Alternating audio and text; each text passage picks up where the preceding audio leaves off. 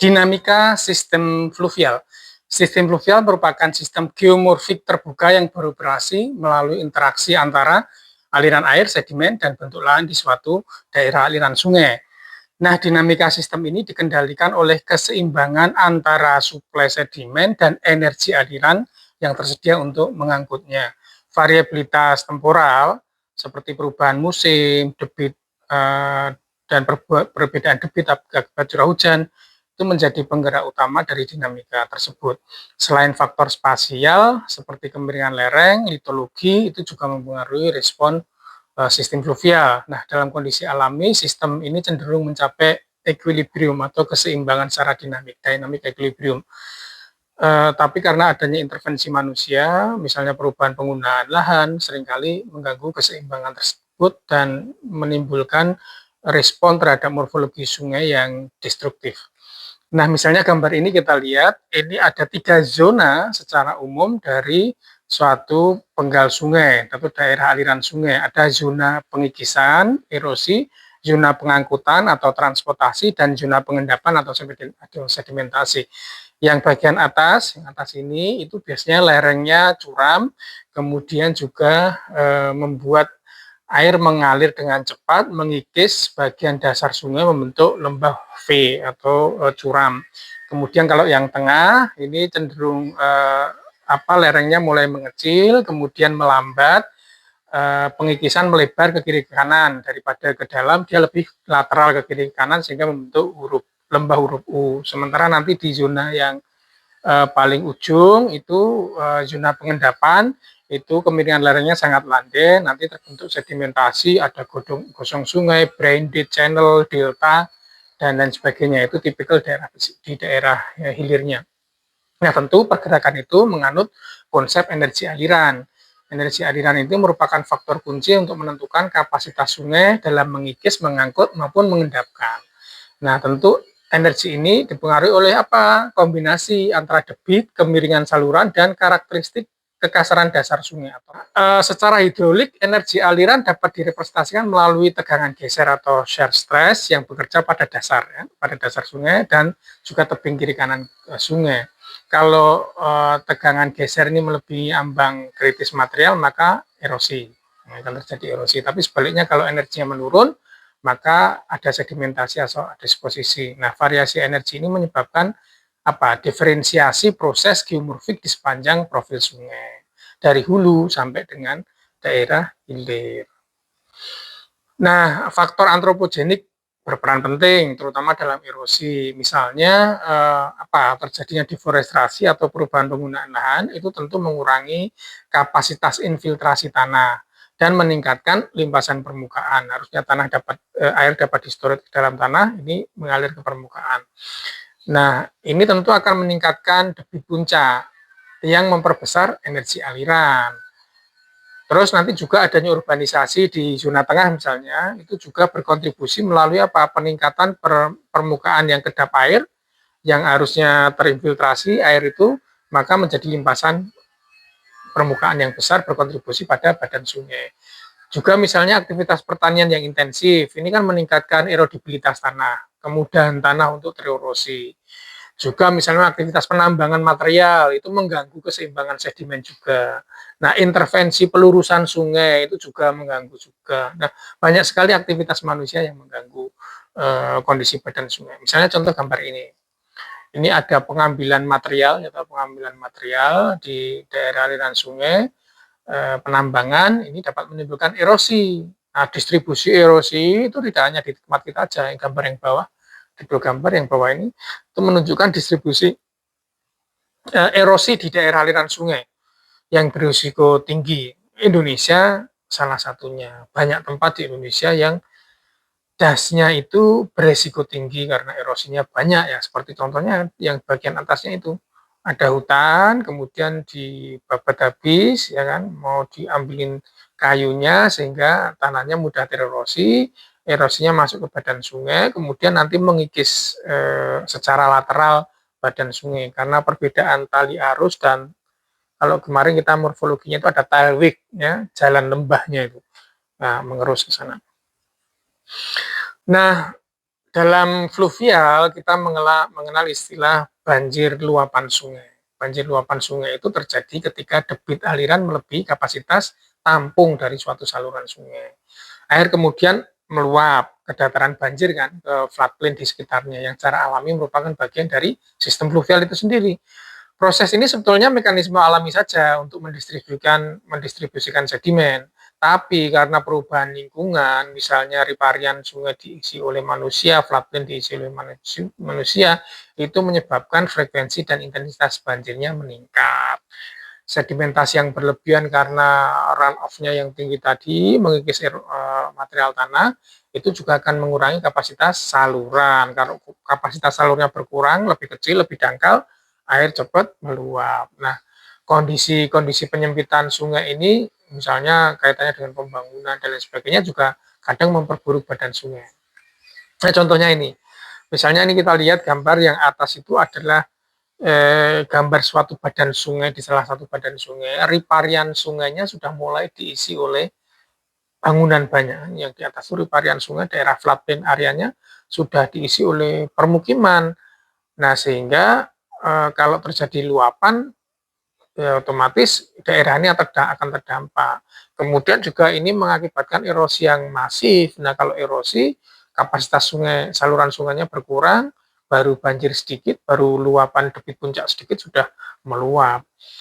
Nah, contohnya yang bawah itu kita melihat misalnya dari Landsat 8, ada Anda lihat kondisi normal dan kondisi banjir. Terus kemudian dari Sentinel juga terlihat kan encroachment banjirnya semakin melebar dari gambar itu. Nah, itu adalah contoh gambar nyata bagaimana banjir limpasan itu terjadi. Nanti juga ada istilah banjir perkotaan.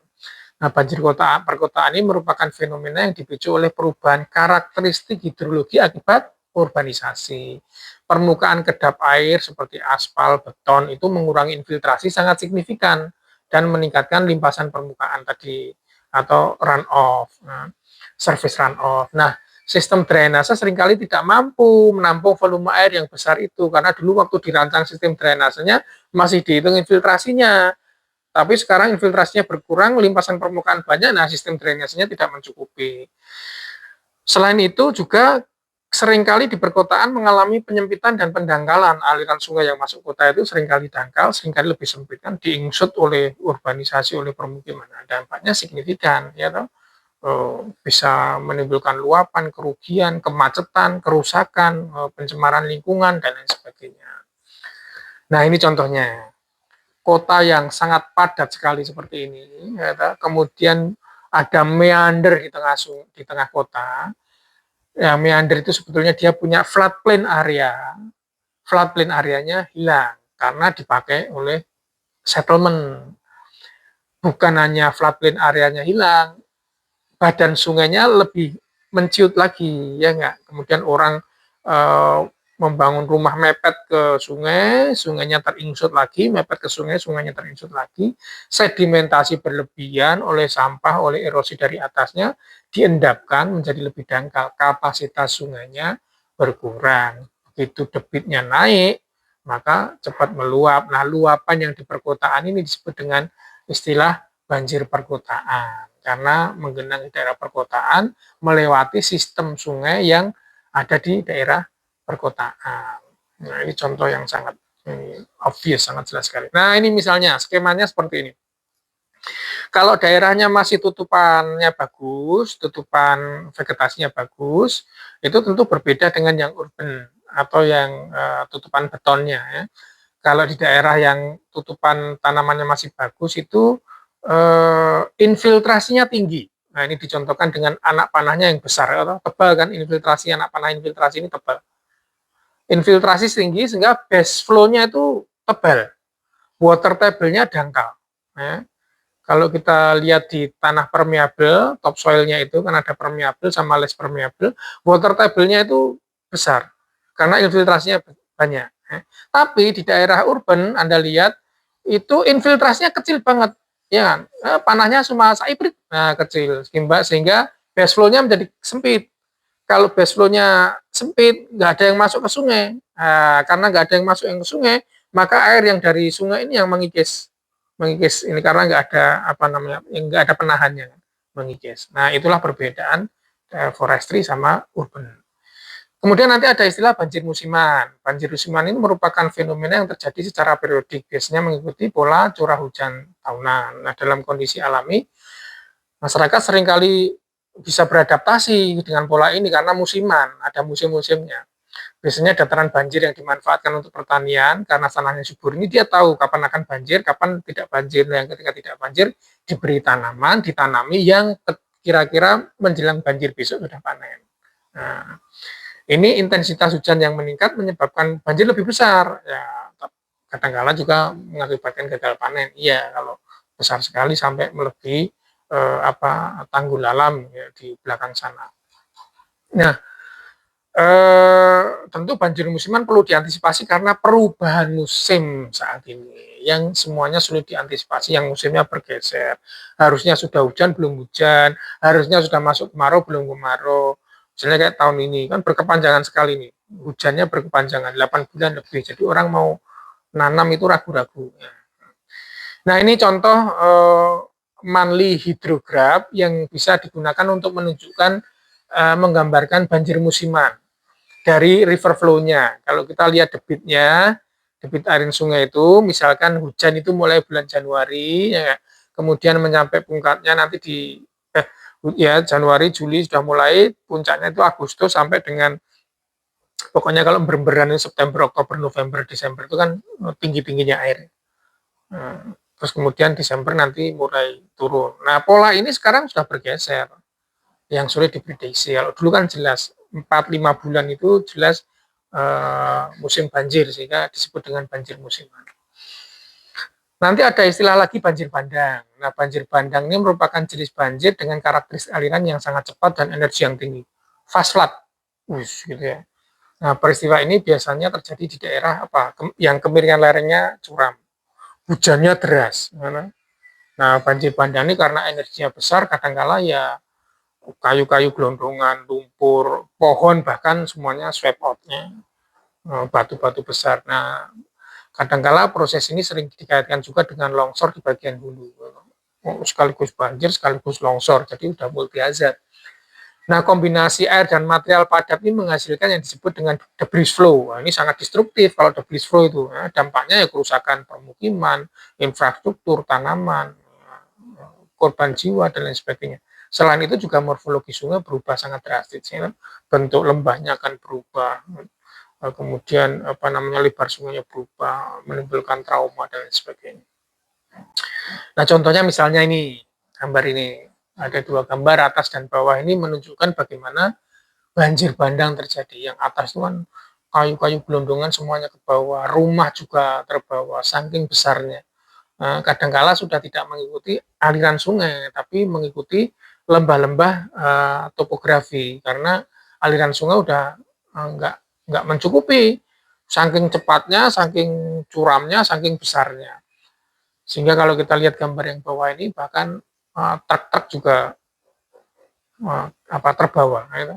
Mobil terbawa, truk yang untuk pengambilan penambangan terbawa, saking dahsyatnya itu. Nah, ini kondisi setelah banjir bandang, sedimennya banyak, ini kan material pasirnya banyak, itu kita lihat material pasir, batu-batuan, dan lain sebagainya. Ini bisa kita bayangkan betapa dahsyatnya banjir bandang itu. Nanti proses fisik lainnya selain banjir bandang, banjir luapan, banjir musiman, banjir perkotaan, banjir limpasan, juga ada longsor tebing sungai atau bank failures. Nah, longsor tebing sungai ini merupakan proses kegagalan lereng ya. Biasanya terjadi karena interaksi antara gaya gravitasi, tekanan air pori, dan erosi kaki tebing. Ya.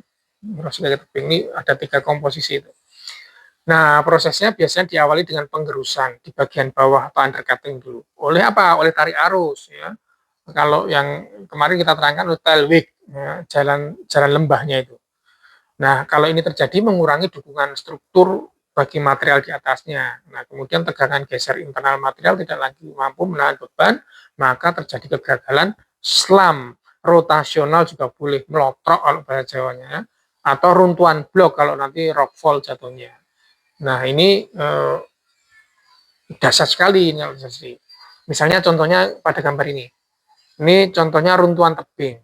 Awalnya terjadi gimana? Ini awal terjadi ya ini ada tali arus bergerak menghantam bawah undercutting yang atasnya kemudian tidak bisa disangga karena sehingga gaya geseknya menjadi berubah, kemudian runtuh jatuh. Kalau jatuhnya mengikuti bidang gelincir berarti rotasional.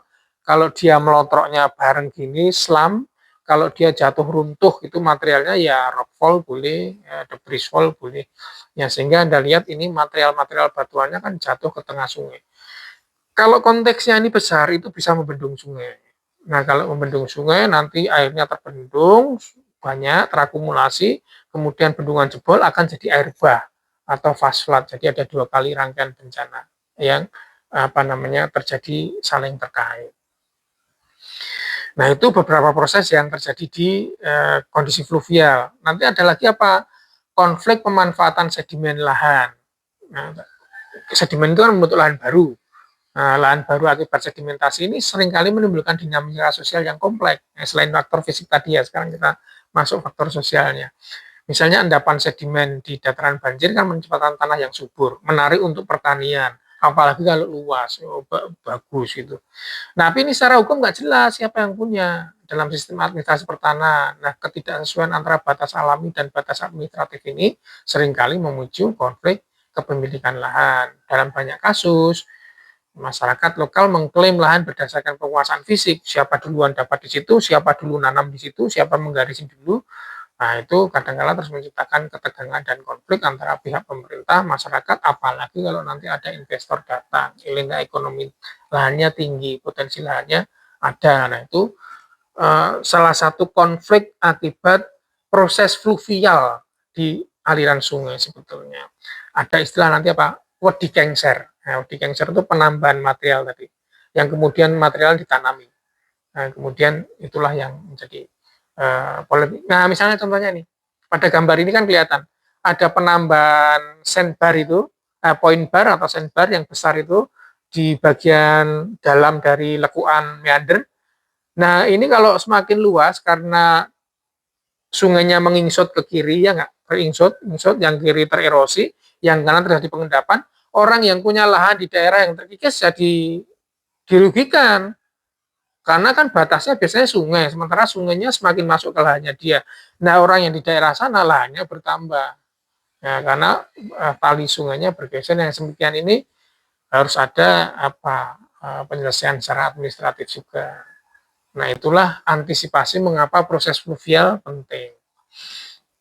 Nah, selain itu, nanti juga ada satu proses yang disebut dengan agradasi sungai, yaitu proses peninggian dasar sungai akibat akumulasi sedimen dalam jangka waktu panjang. Kenapa sedimennya ada? Ya tadi ada erosi, ada urbanisasi, ada proses pertanian, dan macam-macam tadi. Menghasilkan suplai sedimen yang berlebih, menimbulkan agradasi di bagian hilir, gradiennya lebih rendah, kemudian elevasinya lebih tinggi. Ini menyebabkan penurunan kapasitas saluran sungai dalam menampung debit air, dan dengan demikian akan meningkatkan resiko banjir terutama di musim penghujan, terutama pada kondisi debit puncak. Selain itu, agregasi ini juga bisa mengganggu fungsi infrastruktur, misalnya jembatan dan irigasi. Atau dalam konteks navigasi ya, pendangkalan sungai akan menghambat transportasi air. Nah, secara geomorfik juga memicu perubahan alur sungai. Jadi banyak sekali implikasi dari dinamika proses fluvial itu dalam kehidupan kita. Nah, ini contohnya agradasi, ada excessive sediment deposition yang atas itu. Pendangkalan terus karena sedimen datang terus, nanti kan dasar sungainya lama-lama naik. Kalau dasar sungainya lama-lama naik, airnya kan datangnya semakin lambat. Kalau semakin lambat mempengaruhi pura aliran. Nanti kalau terjadi banjir karena semakin dangkal, maka luapan dengan mudah dapat terjadi. Yang bawah juga sorted sediment inner river channel itu. Banyak material di situ, nanti erosi lateralnya tinggi kalau kondisi debitnya lebih besar dari biasanya. Nah, itulah akan mengakibatkan ingsutan ke kanan, ingsutan ke kiri, atau ya simpelnya lahan pertanian juga bisa berkurang, orang punya lahan juga bisa berkurang karena sungainya melebar atau seringkali terkena banjir. Nah, misalnya kalau kita lihat ini skematik ini diagram lintang dari profil sungai ya nggak? Diagram lintar kan ini profil sungai. Ini natural levee, ini natural levee, atau ini tanggul lah nih, levee, right left levee. Kemudian ada badan sungai. Nah, di sekitar di bawahnya ini itu ada sedimentasi. Floodplain areanya sudah banyak terjadi sedimentasi. Kemudian channel sungainya jadi lebih kecil, lebih menyempit karena adanya sedimentasi. Kalau ini terjadi terus, sungai yang besar jadi selokan. Ya, kalau jadi seperti selokan, suatu saat ada debit yang biasanya tertampung oleh badan sungai menjadi tidak tertampung, menjadi cepat sekali diluapkan. Padahal orang sudah memanfaatkan yang sedimen-sedimen ini untuk ya permukiman, buka warung, atau pertanian macam-macam itu, kemudian akan mudah di swipe out oleh banjir. Kemudian selain agradasi tentu ada pasangannya degradasi. Nah, degradasi sungai ini proses penurunan dasar sungai akibat apa? Erosi yang berlebihan. Nah, proses ini sering terjadi ketika suplai sedimen berkurang atau kapasitas angkutnya meningkat. Debitnya tinggi, mengerosi itu jadi sungainya terdegradasi. Namun sebetulnya degradasi sungai juga banyak diakibatkan oleh manusia. Oleh apa misalnya? Penambangan pasir terutama di dasar sungai yang sangat intensif. Nah, dampak utamanya menimbulkan ketidakstabilan pada morfologi sungai dan perubahan profil longitudinalnya. Profil longitudinalnya. Gini, ada jeglong gini. Ya udah nanti kalau ada jeglongnya akan muncul scoring. Scoring itu apa? Penggurusan dasar sungai. Nah, kalau itu sudah terjadi penggurusan dasar sungai, terjadi degradasi, ada bangunan di sekitar situ menjadi sangat labil. Maka nggak boleh orang nambang dasar sungai di dekat jembatan, nambang dasar sungai di dekat pilar, nambang dasar sungai di dekat tanggul. Contohnya peta ini, gambar ini. Nih, ini pilar jembatan yang menggantung karena dasarnya turun. Kenapa dasarnya turun? Karena terjadi scoring. Kenapa terjadi scoring atau penggerusan dasar sungai?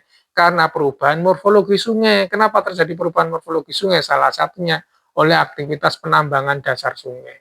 Nah, makanya nggak boleh nambang di dasar sungai, misalnya 100 meter di bawah jembatan, 100 meter di atas jembatan, itu nggak boleh karena akan mengganggu stabilitas.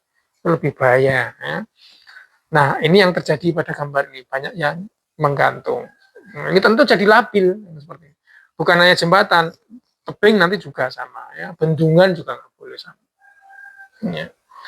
Nanti ada proses lainnya disebut dengan avulsi sungai, avulsion. Avulsion itu apa? Proses perubahan alur sungai secara tiba-tiba ke jalur baru yang lebih rendah atau lebih efisien. Nah, harusnya pilok-pilok, wah kesuwen, lurus saja. Oleh proses alami, oleh proses pelurusan juga bisa, tapi nggak disebut avulsion. Avulsion itu oleh proses alami. Nah, ini biasanya pada dataran banjir yang akumulasi sedimennya tinggi bisa terjadi. Kenapa? Kapasitas saluran lama tidak lagi mampu menampung air sehingga sungai mencari jalur alternatif. Avulsi ini biasanya dipicu oleh banjir yang besar. Kalau banjir yang besar kan juga sempat yang ikut ini, tabrak langsung, wes gitu. Begitu banjirnya selesai, sekarang hanya alurnya baru ya karena diterjang oleh sungai tadi, oleh banjir tadi menjadi alur baru. Ini merusak landscape penggunaan lahan, bangunan, jembatan dan lain sebagainya macam-macam. Banyak itu terjadi terutama di daerah tengah sampai di daerah hilir. Ini contoh di Yellow River Delta di China, itu dulu aliran sungainya, ujung sungainya yang muaranya itu harusnya ke bawah itu kan, ke selatan. Tapi kemudian suatu saat banjir besar mencari shortcut yang lebih cepat, dia ke atas, agak ke utara. Kemudian menimbulkan saluran baru. Wah, terus banjir terus ke situ. Lama-lama ketika sudah tidak banjir, saluran yang aslinya yang ke selatan ini, yang ke timur selatan itu mati. Kalau mati, deltanya nggak berkembang, deltanya akan berkembang ke atas. Nah, nanti suatu saat avulsi lagi, nggak tahu bisa ke utara lagi atau balik ke selatan lagi, ya tidak tahu mana yang lemah yang akan didodos oleh energi sungai tadi. Nah, itulah makanya delta itu berkembang ya ke kiri ya ke kanan ya ke depan ya macam-macam. Nah, karena avulsinya tadi di mana itu yang mempengaruhi. Contoh yang lebih kompleks ini misalnya di kawasan New Orleans ya, di New York ini. Kebetulan nemunya gambar ini, bagus sekali ini kalau kita lihat. Itu beberapa kali evolusi yang merah, ada nomornya tuh yang pertama, yang warnanya ungu, yaitu di Marion, Teche, Bernard. Dan itu waktunya lama-lama, durasinya lampau, paleomorfologi, karena kita berbicara perubahan delta tentu bukan setahun 2 tahun, 10 tahun, 20 tahun, 1 dekade 2 tahun, muka abad, perubahannya abad. Jadi kadangkala kita kalau nggak dibantu oleh data paleo, dating, kita tidak bisa mengidentifikasi. Demikian pula yang kanan ini, perubahan alur sungainya kan bermacam-macam itu, Anda bisa amati. Itulah contoh avulsi. Nanti juga ada meander cut-off, sama mirip avulsi tadi ya, potong. Meander cut-off itu adalah proses pemotongan tikungan sungai yang menghasilkan jalur aliran yang lebih pendek dan efisien. Ini biasanya terjadi oleh banjir juga, memotong leher meander paling sering, hasilnya membentuk danau, tapal kuda, oxbow, lake. Kemarin kita sudah diskusikan juga ini. Nah, tentu perubahan ini akan mengurangi panjang sungai dan juga meningkatkan kemiringan lokal kan. Kalau harusnya gini terus di shortcut kan jadi gradiennya lebih tinggi. Nah, kalau shortcut terjadi tentu berdampak pada peningkatan kecepatan aliran pada segmen baru itu. Kalau peningkatan segmen terjadi ya itu tadi lebih cepat digelontorkan daerah hilir, lebih cepat banjir. Sedimentasi juga lebih cepat sampai hilir. Nah, secara geomorfik cut-off ini merupakan bagian dari evolusi alami dari suatu sungai. Misalnya ini kita lihat di gambar ini. Ini ada meander yang bagus sekali contohnya di daerah urbanisasi. Tengah kota meander. Tengah kota meander. Ini kalau kita nggak sabar ya, langsung aja potong itu. Tes gitu, sungainya biar lurus. Tapi dampaknya apa? Selain osbulik, ya itu kampung yang di tengah terisolasi, jadi seperti pulau. Harus membangun infrastruktur jembatan, konsekuensinya.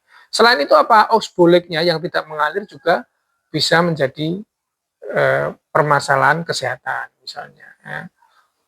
Drainasenya tidak bagus, lingkungannya jadi tidak berkualitas, dan segala macam. Jadi implikasi dari morfologi fluvial itu banyak sekali, macam-macam. Mulai dari infrastruktur, sosial, kesehatan, pertanian, perkotaan, semuanya akan terdampak. Ini penting sekali, morfologi fluvial itu sangat penting sekali. Ini contohnya, kalau terjadi oxbolik yang di daerah non-urban. Non-urban ya tentu juga tetap ada masalah meskipun tidak sebanyak di daerah urban tadi. Ini oxboliknya kelihatan sekali kan, obvious sekali, jelas sekali. Nah ini oxbolik yang di daerah seperti ini masih bisa dimanfaatkan, jadikan danau, membantu ketersediaan air tanah, drainase dan sebagainya. Karena nggak ada aktivitas penduduk. Yang di tengah yang menjadi island terisolasi juga pertanian, nggak masalah. Kadangkala nggak butuh juga jembatan, atau kadangkala itu yang di depannya kan ada muncul di tanggul sungai yang baru juga sudah ada penghubung. Jadi untuk mengakses daerah yang river islands-nya bisa. Nah, inilah kenampakan morfologi baru dari proses fluvial. Nah, contohnya. Nanti proses yang berikutnya yang juga penting adalah perubahan tutupan lahan.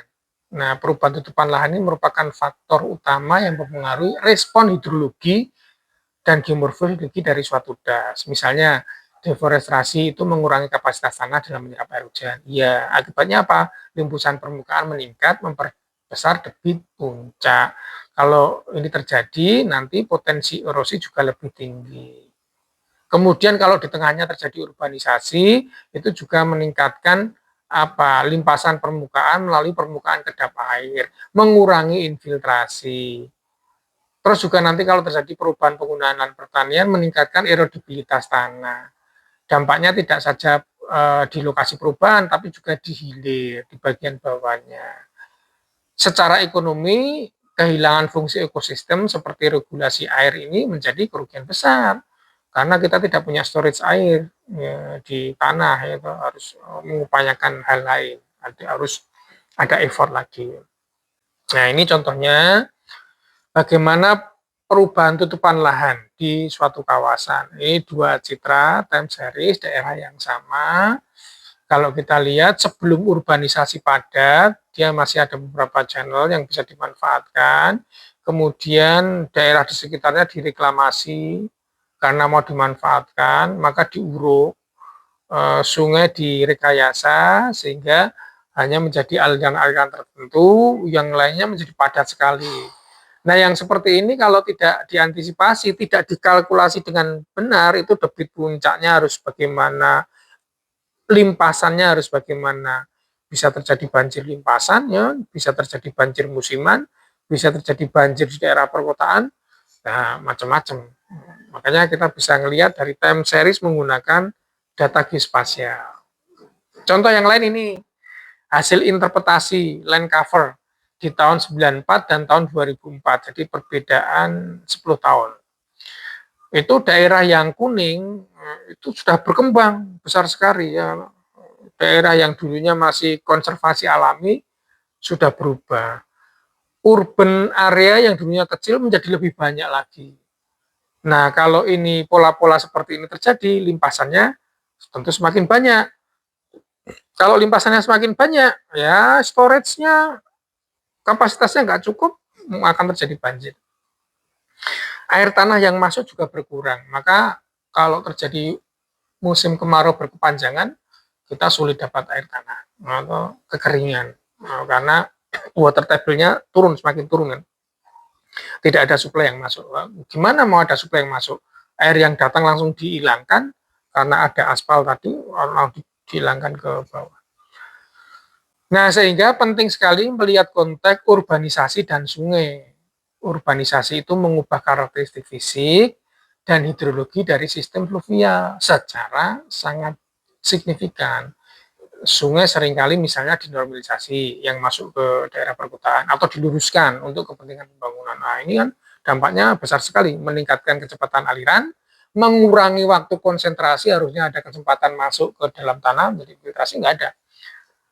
Karena cepat mengalir, energinya besar, menggerus bagian hilir, menggerus sepanjang sungai, terjadi erosi, diendapkan di bagian hilir, terjadi pengendapan. Nah, pendangkalan lagi. Kalau pendangkalan di wilayah perkotaan, kapasitasnya semakin kecil, baru terjadi hujan sesaat, meluap lagi. Nah, sehingga problem kerentanan banjir dari waktu ke waktu bisa saja meningkat terus. Ini misalnya dua gambar yang sangat jelas bagaimana atas bawah sama, ya, bagaimana morfologi sungai itu perannya sangat signifikan sekali. Yang atas masih kita lihat ada natural levee, ada sedikit riparian, ada sedikit tutupan lahan vegetasi, sehingga kalau terjadi luapan masih digunakan air vegetasi untuk menyerap energi, mengendapkan material, sehingga yang bangunan di belakangnya sudah less energi yang masuk ke sana. Tapi kalau yang bawah full perkotaan, meandering, ya, kalau terjadi banjir itu meluap langsung terkena penduduk. Nah, nggak ada lagi riparian, nggak ada lagi floodplain karena semuanya sudah dihuni oleh permukiman. Yang seperti ini kerugiannya sangat besar sekali kalau terjadi banjir, kalau kita nggak bisa mengantisipasi. Ya. Kalau itu dibuat pelurusan, nah juga harus diperhitungkan urbanisasi, kecepatan alirannya tadi, ya. Semakin cepat semakin menggerus juga. Nah, makanya sebenarnya konteks dalam pembangunan suatu perkotaan itu butuh ahli geomorfologi seperti Anda itu dalam mengetahui karakteristik sungai. Ya. Nah, nanti yang tidak kalah pentingnya adalah apa? Pemanfaatan material sungai, misalnya untuk penambangan material sungai. Nah, penambangan material sungai ini merupakan aktivitas ekonomi yang ya signifikan, mempengaruhi keseimbangan geomorfologi fluvial.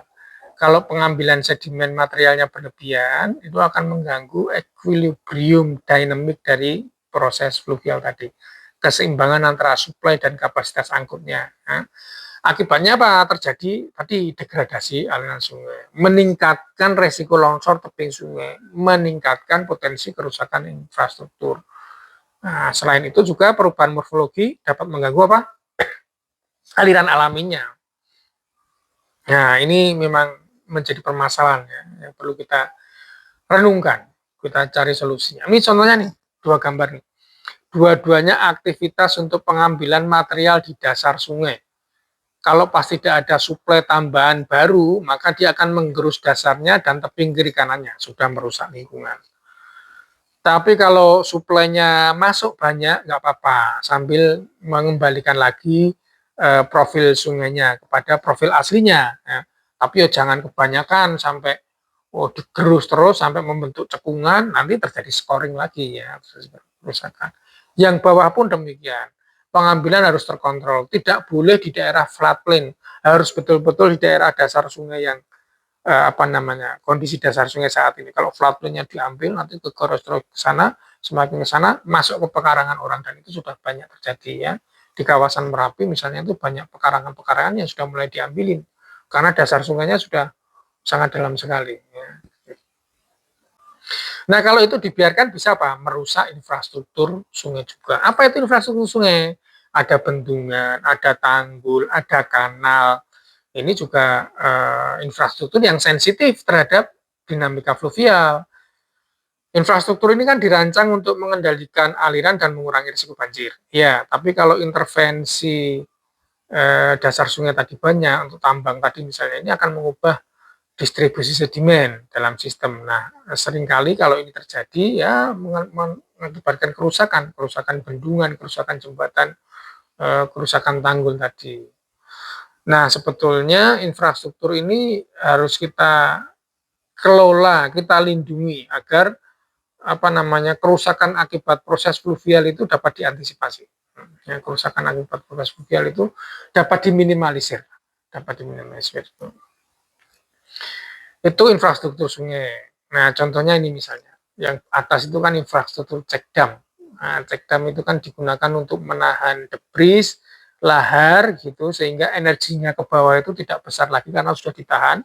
Material-material besar sudah disaring sehingga yang ke bawah sehingga material kecil energinya juga berkurang karena tadi ada perundang-undangan ini yang digunakan setiap kolam ini untuk menampung sedimen tadi. Ini disebut dengan sistem sabu ya, atau sabu dam, dam teknik sabu ya.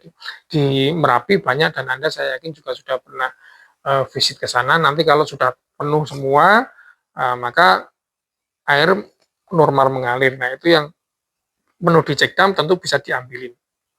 Asal terkontrol, sekali lagi, biar tidak merusak infrastrukturnya. Yang bawah juga gitu, itu adalah spillway atau saluran pemisah aliran. Kalau mulai banjir, di split salurannya biar energinya tidak merusak badan sungai. Sekali lagi dinamika fluvial ini juga akan mempengaruhi aspek kehidupan kita, maka ada yang disebut dengan resiko sosial dalam sistem fluvial. Ini kaitannya dengan kerentanan masyarakat dalam menghadapi proses geomorfik. Masyarakat yang tinggal di bantaran sungai umumnya memiliki kerentanan yang tinggi. Nah, biasanya faktor ekonomi ini yang memaksa mereka untuk tinggal di zona yang berisiko seperti ini. Infrastruktur yang terbatas juga akan memperburuk kondisi ini. Nggak ada tanggul yang bagus gitu kan, sehingga memperburuk. Ketika terjadi bencana, ya swipe out, resilience-nya rendah sekali, kemampuan untuk pulihnya rendah sekali. Nah, siklus kerentanan ini kadang-kala sulit untuk diputus tanpa intervensi yang tepat dari pemerintah, dari banyak faktornya. Nah, tentu secara sosial ketimpangan-ketimpangan ini akan memperbesar resiko dan pendekatan berbasis komunitas menjadi penting untuk kita lakukan.